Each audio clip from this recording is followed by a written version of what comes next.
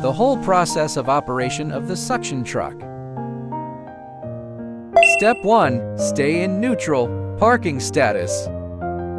The power takeoff switch must be closed before starting the engine. Make sure this switch, down there, start the truck. Guarantee the air pressure on the dashboard rise above 7 pressures.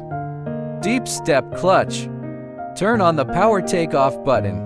Slowly release the clutch. Second step, get off the truck and then operation before suction work. The handle of the 4-way valve is put to the middle position.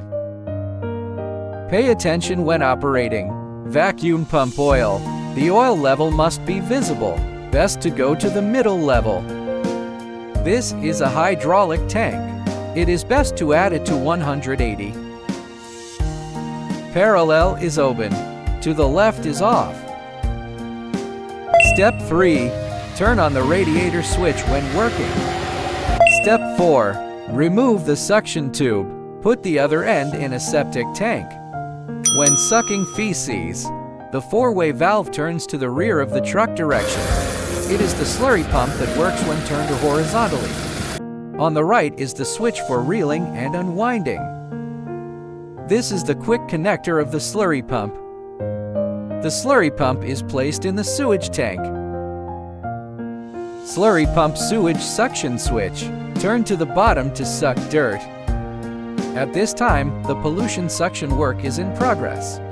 When defecating, to the cab direction. Now it's in the process of discharging. Job done reel. Step 5. Before the cleaning machine works, press the hydraulic switch up. The cleaning machine reel is pulled out.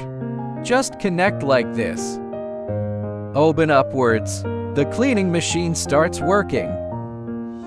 Turn taut inwards. Turn off the washing machine. After unplugging, pull it out. It can be returned. Turn off the radiator switch. Last step, deep step clutch. Close power takeoff. Slowly release the clutch. Pull up. Turn off. All operations completed.